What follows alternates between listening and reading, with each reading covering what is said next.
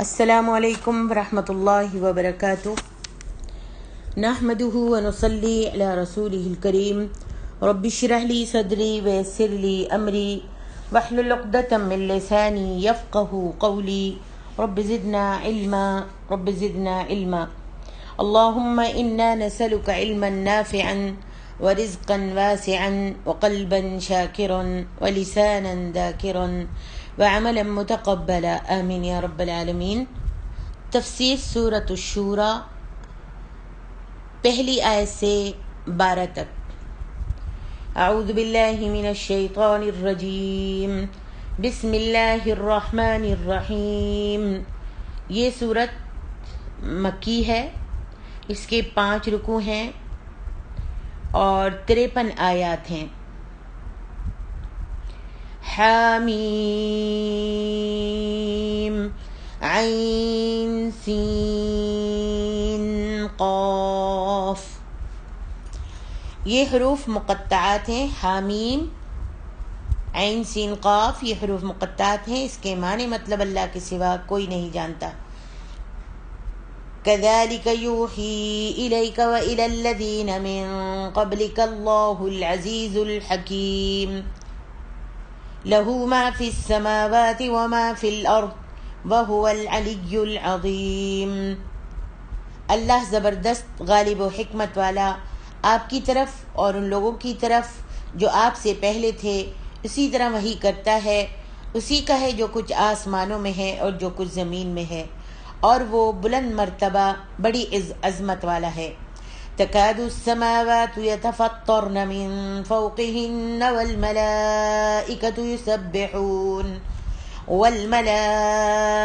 يسبحون بحمد ربهم ويستغفرون لمن في الأرض ألا إن الله هو الغفور الرحيم۔ قریب ہے کہ آسمان اللہ کی عظمت و جلال کے باعث اپنے اوپر سے پھٹ جائیں، اور تمام فرشتے اپنے رب کی حمد کے ساتھ تسبیح کرتے ہیں اور اہل زمین کے لیے مغفرت مانگتے ہیں۔ خبردار، بلا شبہ اللہ ہی بڑا بخشنے والا نہایت رحم کرنے والا ہے۔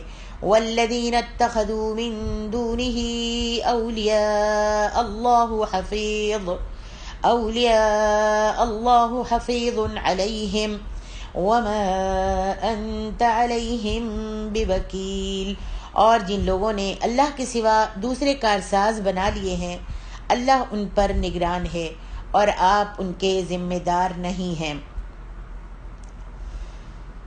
ارشاد باری تعالیٰ ہے کذالک یوحی الیک وإلی الذین من قبلک اللہ العزیز الحکیم۔ اللہ غالب و دانا اسی طرح آپ کی طرف مضامین اور براہین وحی کرتا ہے، اور ان کی طرف جو آپ سے پہلے تھے وہی بھیجتا رہا ہے۔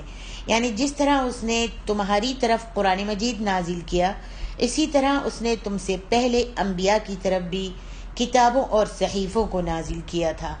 اللہ العزیز، اللہ غالب ہے اپنا انتقام لینے میں، الحکیم دانا ہے اپنے اقوال و افعال میں۔ امام مالک رحمہ اللہ نے حضرت عائشہ رضی اللہ عنہا سے روایت کیا ہے، انہوں نے کہا حارث بن ہشام نے نبی علیہ السلام سے سوال کرتے ہوئے عرض کیا، اے اللہ کے رسول، آپ کی طرف وحی کیسے آتی ہے؟ نبی علیہ السلام نے فرمایا، احیانا یأتینی مثل سلسلۃ الجرس وہو اشدہ علی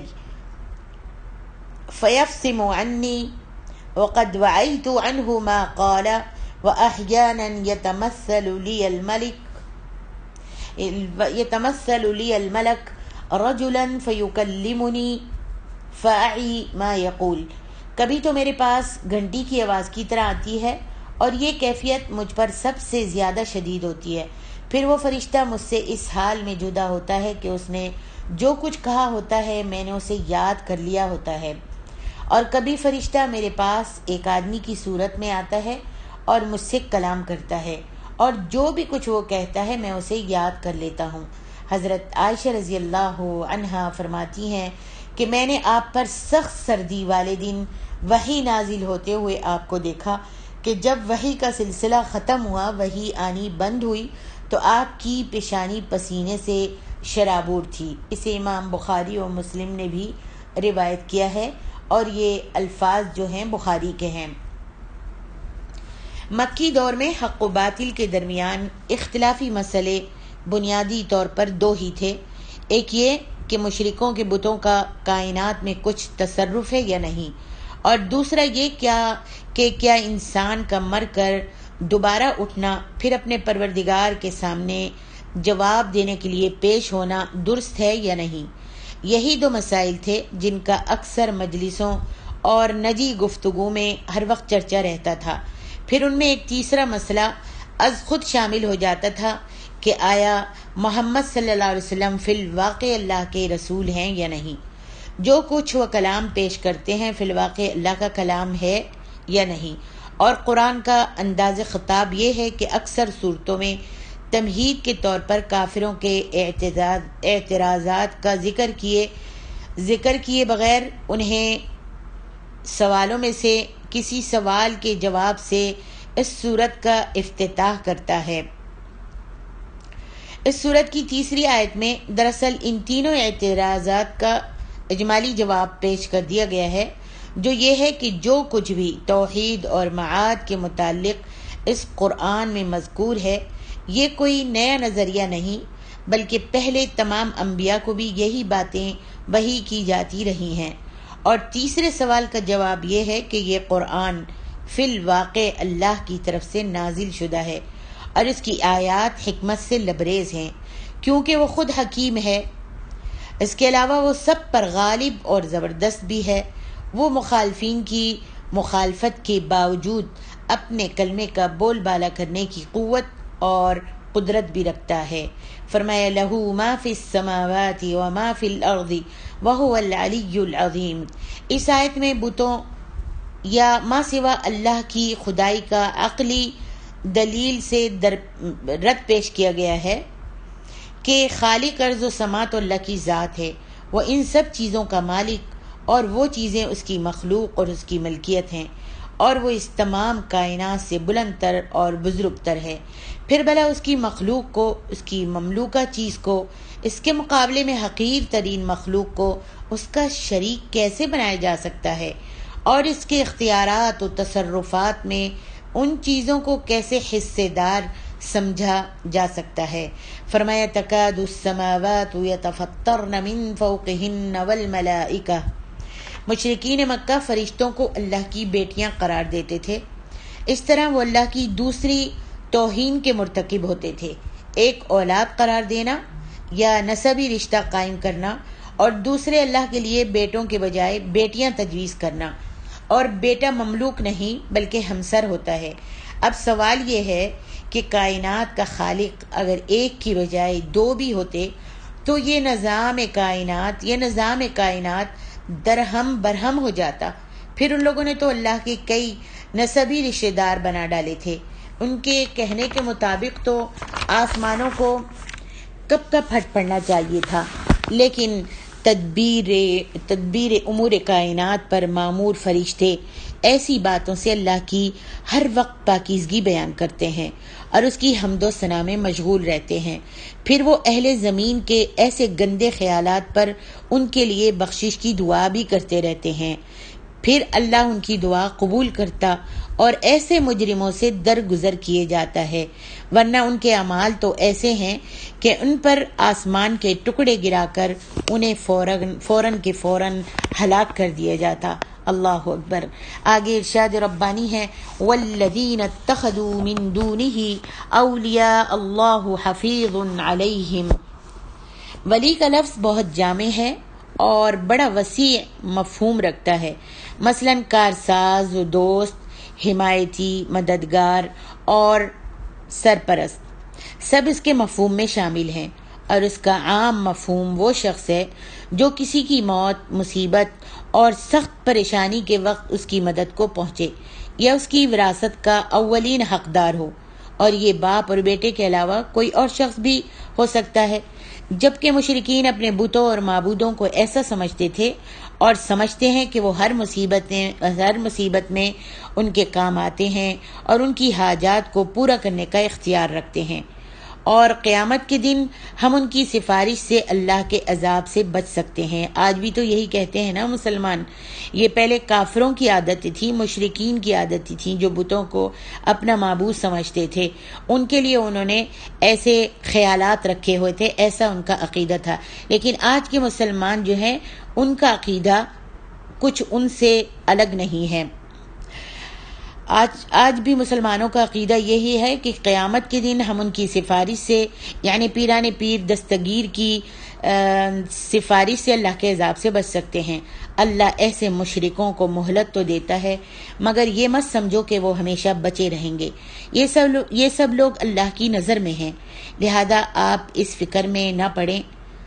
اللہ تعالیٰ اپنے حبیب کو کہہ رہا ہے کہ آپ اس فکر میں مت پڑیں کہ یہ مانتے کیوں نہیں، یا نہ ماننے کی صورت میں تباہ کیوں نہیں کر دیے جاتے۔ یہ باتیں آپ کے ذمے نہیں ہیں۔ وما انت علیہم بوکیل، آپ کے ذمے نہیں ہے، وقت آنے پر اللہ خود ان سے نمٹ لے گا۔ آگے ارشاد ربانی ہے، وَكَذَلِكَ أَوْحَيْنَا إِلَيْكَ قُرْآنًا عَرَبِيًّا لتنذر أم القرى ومن حولها وتنذر يوم الجمع لا ريب فيه فریق فی الجنت و فریق فی السعیر۔ اور اسی طرح ہم نے آپ کی طرف ایک عربی قرآن وحی کیا تاکہ آپ اہل مکہ اور اس کے گرد پیش والوں کو، اس کے گرد رہنے والوں کو ڈرائیں، اور آپ جمع ہونے کے دن سے ڈرائیں جس میں کوئی شک نہیں۔ ایک گروہ جنت میں ہوگا اور دوسرا بھڑکنے والی آگ میں۔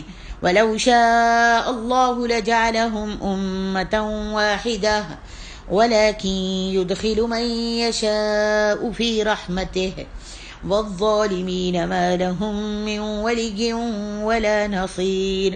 اور اگر اللہ چاہتا تو یقیناً ان سب کو ایک ہی امت کر دیتا، لیکن وہ جسے چاہتا ہے اپنی رحمت میں داخل کرتا ہے، اور ظالموں کے لیے نہ کوئی دوست ہے اور نہ ہی کوئی مددگار۔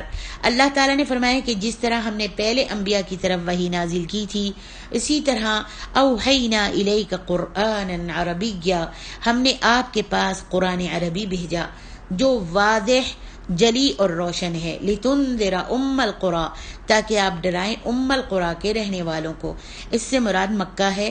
ومن حولہا، اور جو لوگ اس کے ارد گرد رہتے ہیں ان کو بھی ڈرائیں، یعنی مشرق و مغرب کے تمام علاقے کے لوگوں کو۔ مکے کو ام القری کے نام سے اس لیے موسوم کیا گیا کہ یہ تمام شہروں سے افضل ہے، اور اس کی افضلیت کے بہت سے دلائل ہیں جو اپنے مقام پر بیان کیے جائیں گے۔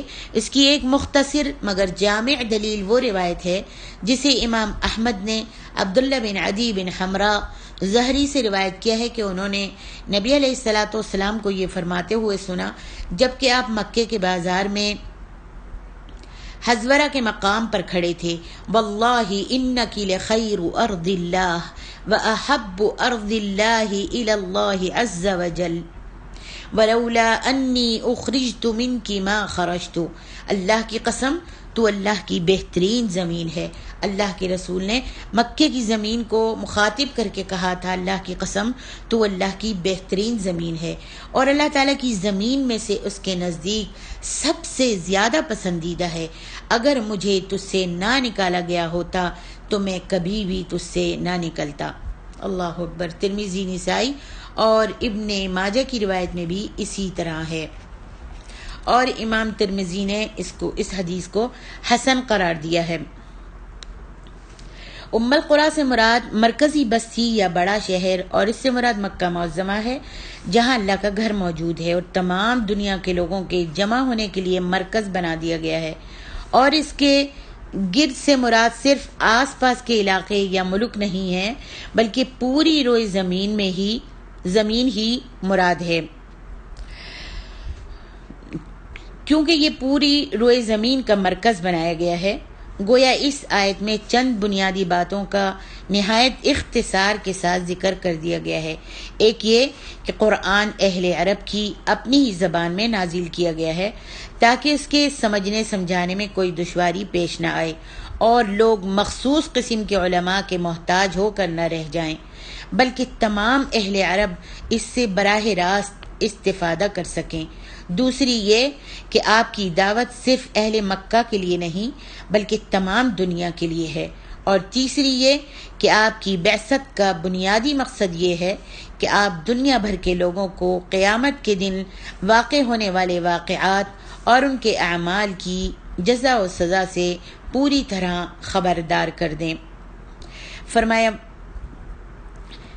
وَتُنذِرَ يَوْمَ الْجَمْعِ لَا رَيْبَ فِيهِ فَرِيقٌ فِي الْجَنَّةِ وَفَرِيقٌ فِي السَّعِيرِ۔ جتنے بھی انسان اور جن پیدا ہوئے ہیں ان سب کو اس دن اکٹھا کر لیا جائے گا۔ دنیا میں تو کئی مذاہب ہیں، پھر ہر مذہب کے 20 فرقے ہیں، مگر اس دن ساری مخلوق صرف 2 گروہوں میں تقسیم ہوگی، ایک اہل جنت اور دوسرے جو ہیں وہ اہل دوزخ۔ ایک تیسرا فرقہ اعراف والے لوگوں کا ذکر بھی سورہ اعراف میں آیا ہے، لیکن وہ فریق جو ہے، وہ فرقہ جو ہے کوئی مستقل فریق نہیں ہوگا، بلکہ جلد یا دیر میں اہل جنت سے مل جائے گا۔ سوال جواب کے بعد اہل جنت سے مل جائے گا۔ امام ابن کثیر رحمہ اللہ اپنی کتاب ابن کثیر میں لکھتے ہیں کہ امام احمد رحمۃ اللہ علیہ نے ابو نضرہ سے روایت کیا ہے کہ صحابہ کرام میں سے ایک شخص کو ابو عبداللہ کہا جاتا تھا۔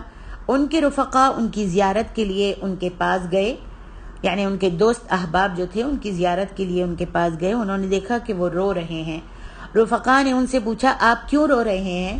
کیا نبی علیہ الصلاۃ والسلام نے آپ سے یہ نہیں فرمایا تھا، خود من شاربک ثم اقر حتی تلقانی، اپنی مونچھیں کترواؤ اور پھر اسی حالت میں ان کو رکھو حتیٰ کہ مجھ سے ملاقات کرو، یعنی اپنی مونچھیں کٹوا لو اور اسی حالت میں رہنا یہاں تک کہ تمہاری مجھ سے ملاقات ہو۔ انہوں نے جواب دیا کہ ہاں، یہ تو نبی علیہ الصلاۃ والسلام نے فرمایا تھا، لیکن میں نے آپ کو یہ بھی فرماتے ہوئے سنا ہے، بے شک اللہ تعالیٰ نے اپنے دائیں ہاتھ میں ایک مٹھی پکڑی اور دوسری اپنے دوسرے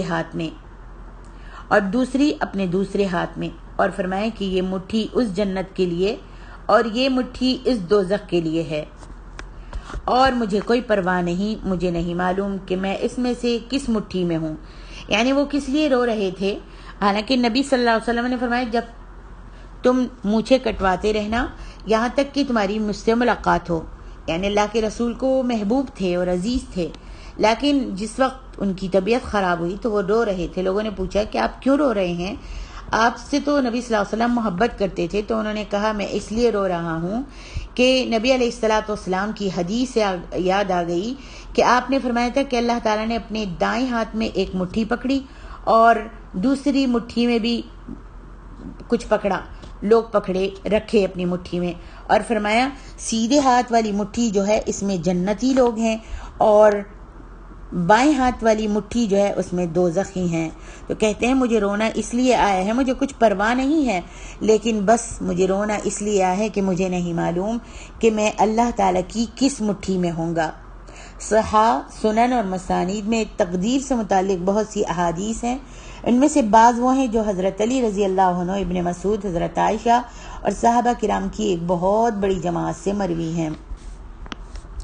آگے ارشاد ربانی ہے، وَلَوْ شَاءَ اللَّهُ لَجَعَلَهُمْ أُمَّةً وَاحِدَةً وَلَكِنْ يُدْخِلُ مَن يَشَاءُ فِي رَحْمَتِهِ وَالظَّالِمُونَ مَا لَهُم مِّن وَلِيٍّ وَلَا نَصِيرٍ۔ اس کی بڑی آسان صورت یہ ہے کہ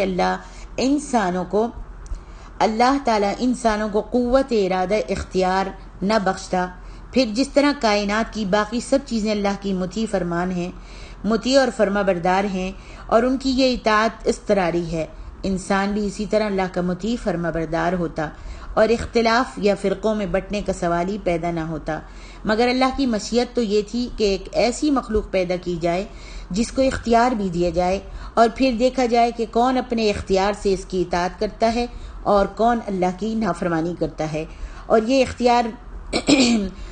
اختیار ہی وہ چیز ہے جو اختلاف کا سبب بنتا ہے۔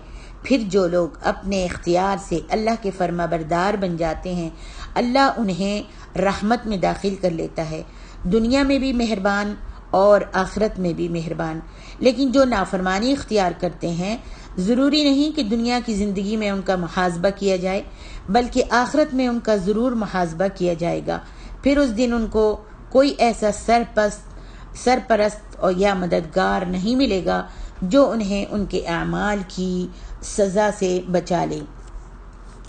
آگے ارشاد ربانی ہے، ام اتخذوا من دونه اولیاء فاللہ هو الولی وهو یحیی الموتى وهو على كل شیء قدیر وما اختلفتم فیہ من شیء فحکمہ الی اللہ ذالکم اللہ ربی علیہ توکلت والیہ انیب۔ کیا انہوں نے اس کے سوا دوسرے کارساز بنا لیے ہیں؟ در حقیقت اللہ ہی کارساز ہے، اور وہی مردوں کو زندہ کرے گا، اور وہ ہر چیز پر خوب قادر ہے۔ اور دین کی جس چیز میں بھی تم نے اختلاف کیا تو اس کا فیصلہ اللہ کے سپرد ہے۔ یہی اللہ تعالیٰ میرا رب ہے، اسی پر میں نے بھروسہ کیا ہے اور اسی کی طرف میں رجوع کرتا ہوں۔ فاطر السماوات والارض جعل لكم من انفسكم ازواجا ومن الانعام ازواجا يذرأكم فيه ليس كمثله شيء وهو السميع البصير له مقاليد السماوات والأرض يبسط الرزق لمن يشاء ويقدر انه بكل شيء عليم۔ آسمانوں اور زمین کا پیدا کرنے والا اس نے تمہارے لیے تمہاری ہی جن سے جوڑے بنا دیے، اور چوپایوں کے بھی ان کی جن سے جوڑے بنائے۔ وہ تمہیں اس زمین میں پھیلاتا ہے، اس جیسی کوئی چیز نہیں، اور وہ خوب سننے والا، خوب دیکھنے والا ہے۔ اسی کے پاس آسمانوں اور زمین کی کنجیاں بھی ہیں، وہ جس کے لیے چاہے رزق کشادہ کرتا ہے، اور وہی جس کے لیے چاہے تنگ بھی کر دیتا ہے۔ بلا شبہ وہ ہر شے کو خوب اچھی طرح سے جانتا ہے۔ فرمایا ام اتخذوا من دونه اولیاء، آپ کسی کافر کے یا مشرک کے بت خانے یا آستانے پر تشریف لے جائیے اور دیکھیے کہ کارساز یا کام بنانے والے کون ہیں۔ کارساز تو وہ ہیں جو نذرانے دیتے اور نیازیں چڑھاتے ہیں۔ کارساز تو وہ ہیں جو نذرانے دیتے ہیں اور نیازیں چڑھاتے ہیں۔ انہیں کارسازوں یا مریدوں کے ذریعے تو آستانوں کا کاروبار چمکتا ہے، اور آستانوں کے مجاوروں اور خادموں کی چاندی بنی ہوئی ہے۔ دنیا میں تو عبادت گزار مریدان باصفاہی ان کے کارساز ہوتے ہیں۔ دنیا میں تو عبادت گزار مریدان باصفاہی ان کے کارساز ہوتے ہیں۔ رہی آخرت کی بات جس کی وجہ سے یہ ان کے کارساز بنے ہوئے ہیں، تو یہ بات آج نہیں، آخرت کو انہیں ٹھیک طرح معلوم ہو جائے گی کہ یہ اولیاء بھی انہی کی طرح عاجز مخلوق اور اللہ کے دربار میں بالکل بے بس ہیں۔ کارساز تو وہ ہو سکتا ہے جو تصرف کے وسیع اختیارات رکھتا ہو، اور وہ اللہ کی ذات ہی ہو سکتی ہے جو مردوں تک کو زندہ کر سکتی ہے اور ہر آن کرتی رہتی ہے۔ لہذا اگر کارساز بنانا ہے تو ایسی ذات کو بناؤ جو دنیا اور آخرت دونوں جگہ تمہارے کام بھی آ سکے۔ اللہ تعالیٰ نے ان مشرکین کی اس آیت میں تردید فرمائی ہے جنہوں نے اس کے سوا معبود بنائے، اور فرمایا ہے کہ وہی کارساز برحق ہے کہ عبادت صرف اسی ذات پاک کی ہونی چاہیے جو مردوں کو زندہ کرنے اور ہر چیز پر قادر ہے۔ فرمایا وَمَا اخْتَلَفْتُمْ فِيهِ مِنْ شَيْءٍ فَحُكْمُهُ إِلَى اللَّهِ، اور تم جس بات میں اختلاف کرتے ہو اس کا فیصلہ اللہ کی طرف سے ہوگا۔ یعنی جن امور میں بھی تم اختلاف کرو، اور یہ حکم تمام اشیاء کے بارے میں عام ہے، فَحُكْمُهُ إِلَى اللَّهِ، تو اس کا فیصلہ اللہ کی طرف ہے۔ یعنی اس کے بارے میں اپنی کتاب اور اپنے رسول صلی اللہ علیہ وسلم کی سنت کے ساتھ فیصلہ فرمانے والا وہ اللہ تعالیٰ ہی ہے۔ اصل دین چونکہ اللہ نے ہی بذریعہ وحی اپنے رسول اور بندوں کی طرف بھیجا تھا، لہذا اگر بندے اس دین میں اختلاف کریں تو ان میں فیصلے کا حق بھی اللہ ہی کو ہے کہ وہ لوگوں کو بتائے کہ میں نے جو دین بھیجا تھا وہ تو یہ تھا، اور تم نے فلاں فلاں مقام پر غلط تعویلات کر کے آپس میں اختلاف کر لیا تھا۔ ہوتا یہ ہے کہ ہر صاحب شریعت نبی ایمان لانے والوں کو ایک امت بناتا ہے، بعد میں لوگ اس میں اختلاف پیدا کر کے کئی فرقوں میں بٹ جاتے ہیں۔ پھر جو بعد میں نبی آتا ہے اللہ تعالیٰ اس پر وحی کر کے لوگوں کو اصل دین سے باخبر کر دیتا ہے۔ اس طرح اللہ تعالیٰ دنیا میں لوگوں کے اختلافات کا فیصلہ کر دیتا ہے اور آخرت میں اللہ تعالیٰ اختلافات کا جو فیصلہ کرے گا وہ کھلی عدالت میں فرمائے گا۔ اختلاف کرنے والے لوگوں کی باقاعدہ پیشی ہوگی، پھر ان پر شہادتیں قائم ہوں گی اور ان کو بتایا جائے گا کہ اصل دین کیا تھا اور تم نے کیا کچھ ہیلے اور مکاریاں کر کے اصل دین کا حلیہ بگاڑ دیا تھا، خود گمراہ ہوئے اور دوسروں کو بھی تم گمراہ کرتے رہے۔ اور اس کا دوسرا مطلب یہ ہے کہ اپنے تمام اختلافی مسائل میں اللہ کے کلام یعنی قرآن کی طرف رجوع کرنا چاہیے۔ پھر چونکہ قرآن رسول کی اطاعت کو واجب اور اپنی ہی اطاعت قرار دیتا ہے، لہذا کتاب اللہ اور سنت رسول دونوں کی طرف رجوع کیا جائے گا۔ تفرقہ بازی اور اختلاف سے بچنے کی صرف یہی ایک صورت ہے کہ انسان کتاب و سنت کے سامنے کھلے دل سے سر تسلیم خم کر دے، اور اس مطلب کی اور بھی اس مطلب کی تائید جو ہے سورت نساء کی آیت نمبر 59 اور 64 سے بھی ہوتی ہے۔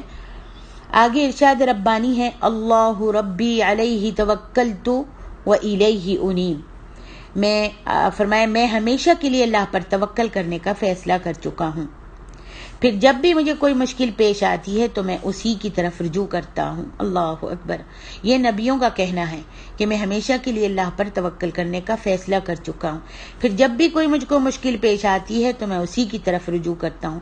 آج ہم دیکھیں مسلمان ہو کر، نبی علیہ الصلوۃ والسلام پر ایمان لا کر، اللہ پر ایمان لا کر، اللہ کی وحدانیت کا اقرار کر کے، لا الہ الا اللہ محمد الرسول اللہ کا اقرار کر کے، اللہ کی وحدانیت کا اقرار کر کے آج ہمارا توکل کن کن پر ہے؟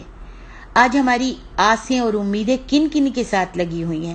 آج ہم اپنی مشکل میں کن کن کو پکارتے ہیں؟ کن کن کا واسطہ اور وسیلہ اپنے رب کو دیتے ہیں؟ حالانکہ نبی کہتے ہیں کہ اللہ ربی علیہ توکلت و الیہ انیب، میرا رب جو ہے وہ اللہ ہے اور میں اسی پر توکل کرتا ہوں۔ تو مسلمان بہنوں، ہم کو بھی چاہیے کہ ہم اپنے اللہ پر توکل کریں، کوئی بھی مشکل آئے اپنے رب کی طرف رجوع کریں، رات کے اندھیرے میں جانماز بچھا کر 2 رکعتیں پڑھ کر رب کے سامنے رو کر گڑ گڑا کر آنسو بہا کر اس سے سرگوشیاں کرو، اس سے مانگو، اپنی مشکل کو اس کے سامنے پیش کرو۔ دیکھو اللہ تعالیٰ اس رات کی تنہائی میں کیسے سنتا ہے اور کیسے قبول کرتا ہے۔ اگر جلدی نہیں کرے گا دیر میں کرے گا، اور اگر جلدی کر دے گا تو تم اس کی شکر گزار بنو گی، لیکن اتنی نہیں بنو گی جتنی دیر میں وہ قبول کرے گا، کہ جو چیز تڑپ کر ملتی ہے وہ جلدی ملنے سے اپنا مزہ کھو دیتی ہے۔ تو اللہ رب العالمین کو ہمارا تڑپنا اور اپنی مشکل میں اس کو پکارنا، اس سے سرگوشیاں کرنا، اس اللہ تبارک و تعالیٰ کو بہت ہی پسند ہے۔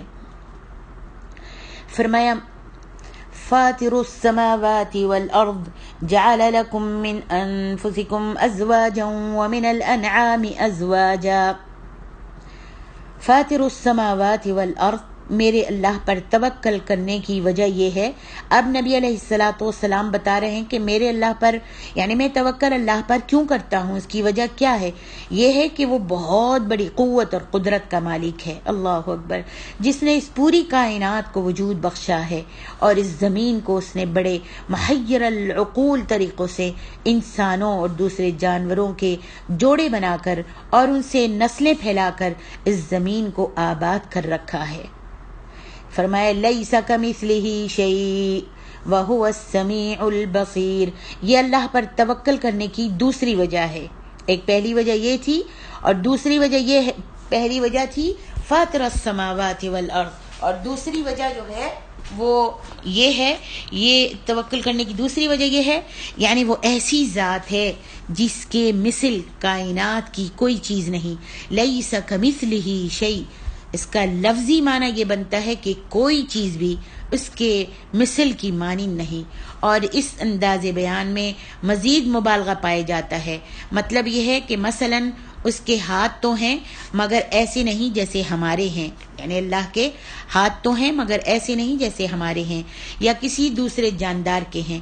اور حدیث میں ہے کہ اللہ کے دونوں ہی ہاتھ داہنے ہیں، یعنی سیدھے ہیں، اللہ کے دونوں ہاتھ سیدھے ہیں جو مخلوق کو روزی پہنچانے کے لیے ہر وقت کھلے رہتے ہیں۔ اس سے بھی معلوم ہوتا ہے کہ اس کے ہاتھ ہماری طرح نہیں اور نہیں ہماری طرح اس کا جسم ہے، وہ سننے والا اور دیکھنے والا ہے، جبکہ انسان بھی سننے والا اور دیکھنے والا ہے۔